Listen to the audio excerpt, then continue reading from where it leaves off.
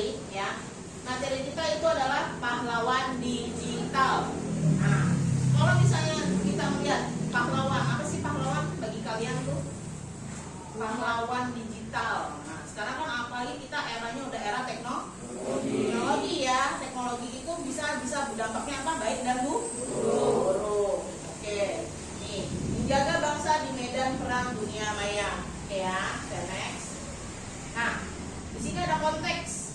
Mengapa dunia digital adalah medan perang baru? Gimana tuh menurut kalian, pandangan kalian? Bagaimana di dunia digital ya itu bisa menjadi era perang sekarang? Gimana tuh menurut kalian? Tahu nggak? Gimana? Ya, jadi ya di sini batas negara tidak lagi hanya soal patokan tanah, ya, tetapi soal kedaulatan informasi dan mentalitas bangsa di ruang cyber. Ya, jadi bisa aja nggak kita tuh negara kita kena hoax, bisa nggak kena gosip, bisa ya, itu memecah belah bangsa kita ya. Jadinya apa, kita diadu domba sama negara-negara asing pula ya kan, atau enggak dari diri kita sendiri eksternal sendiri ya, dari internal. Oke, baik. Slide 3. Nah, ini ada data statistik digital Indonesia ya, ada 212 juta pengguna internet ya. Terus ada lagi 167 pengguna sosmed ya. Nih ada 2 di bawahnya. 77% ya dari total populasi Indonesia telah terhubung secara digital. Terus lagi dunia sosial media. Kalau nggak ada filter ya itu bablas. Sebenarnya gitu ya. Sebenarnya kita ada kementerian untuk apa? Komdigi ya, kementerian digital itu. Nah itu kita harus apa? Memilah-milah seharusnya. Kayak game, ya, informasi mana yang boleh dan mana tidak boleh. Tapi sekarang banyak yang bisa langsung masuk. Ya, usia-usia kalian ini kan usia-usia apa? Masih pada di bawah 17 tahun ya. Tapi konten-konten masih basic kalian apa? Lihat-lihat, upload, download, benar nggak? Benar ya. Nah itu sebenarnya harus ada filter atau saringan, ya. Gitu. Oke, lanjut. Nah, ini ada ancaman nih. Dua video nih, video kedua. Ancamannya apa? Ya, ada hoax, disinformasi, informasi yang belum jelas atau bohong, ya. Terus ada cyberbullying, hate speech, ya. Di sini apa? Cyberbullying, perundungan digital yang merusak mental generasi muda. Nah, kalau hate speech udah ujaran kebencian berbasis sara, ya. Terus habis itu yang mengancam Bhinneka Tunggal Ika ya, kayak apa? Kita lihat video-video apa demo ya. Terus apa tadi kamu jawab apa? Rasis ya. Jadi kita ada rasis di antara kita gitu ya. Jadi memecah belah semua ya. Kita daulatan kita jadi pecah belah antara warganya gitu kan. Oke. Kita lanjut. Ketiga ini kalian pahami ya. Nah. Tuh, saring sebelum mesti disaring atau difilter yang tadi saya bilang ya. Kalian lihat tuh. Senjata utama ya, literasi digital ya. Pertama, cek sumber, apakah portal beritanya kredibel. Kredibel itu bener nggak nih, jujur nggak nih, gitu ya. Terus kedua, cek fakta ya, bandingkan dengan sumber resmi pemerintah. Yang dibuat pemerintah selalu pasti itu sudah betul ya. Terus cek dampaknya, jika saya bagikan apakah ini bermanfaat atau merusak. Nah, kadang kita kalau mau post kita mikir dulu nggak, bagus nggak nih untuk di post, sopan nggak, ya, apa kalau nggak beretika nggak, gitu ya. Jangan apa tiba-tiba yang aneh-aneh kalian langsung post, nggak ada saringannya. Berarti itu bisa sebar luas nggak teman-teman kalian? Bisa ya, jadi jangan dilakukan, gitu ya. Oke, nah, jadikan konten positif sebagai senjata ya, bela negara.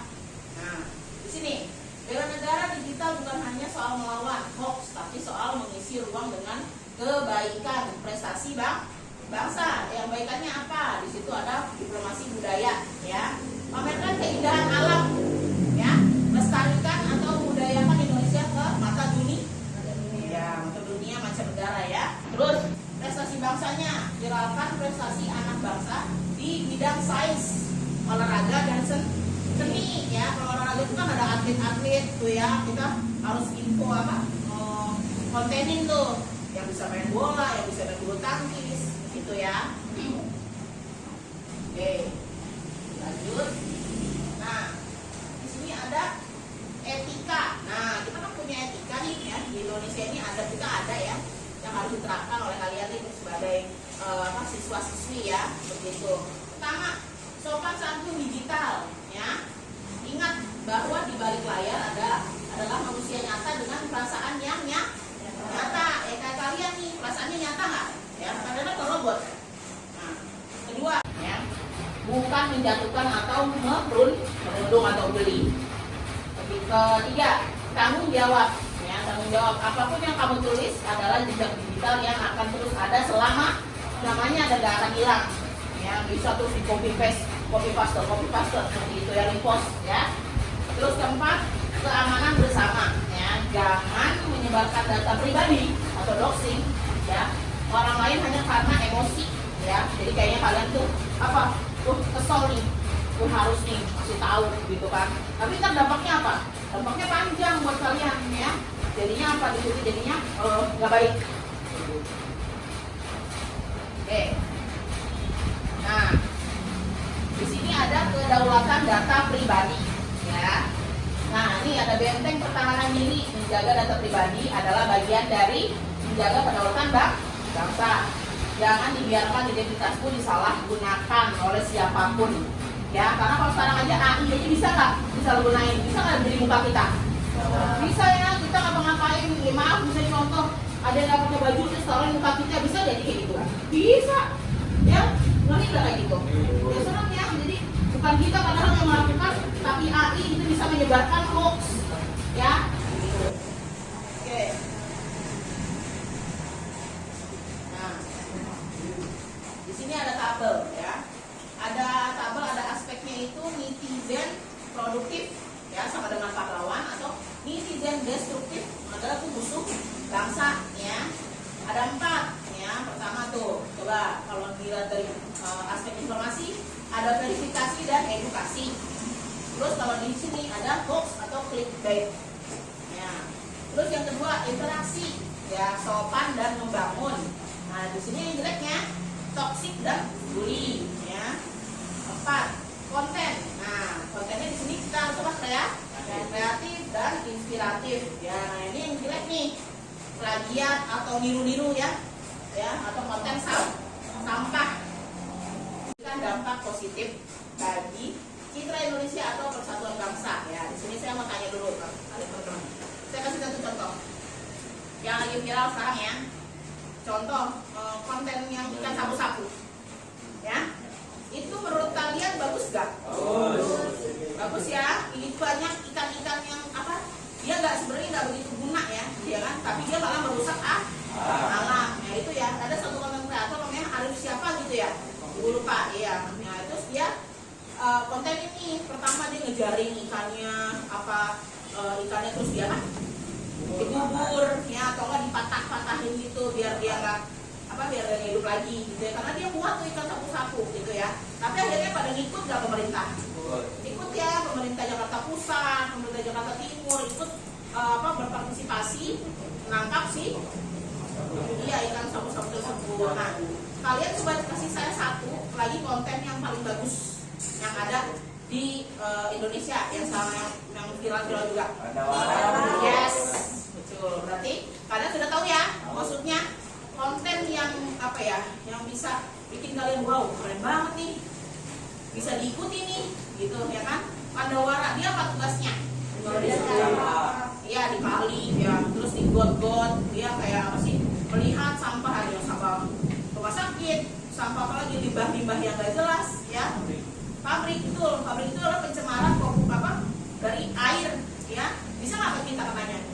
Bisa ya, apalagi kan air itu mengalir terus ya buat kita mandi, makan seperti itu ya. Jadi kita bisa kena dampaknya. Tapi si Pandawara ini baik dia ya kan, kontennya dia bersih terus-terusan, nggak kenal lelah ya. Terus kalau ada yang aneh-aneh dia taruh tuh di tempatnya dia, di basecampnya dia ya. Kalau misalnya dia nemuin kayak yang aneh-aneh, surat-surat dukun-dukun gitu, kalian tahu ya. Ntar kalau itu ditaruh tuh sama dia, dimuseumkan sama dia gitu ya. Berarti kalian udah tahu konten-konten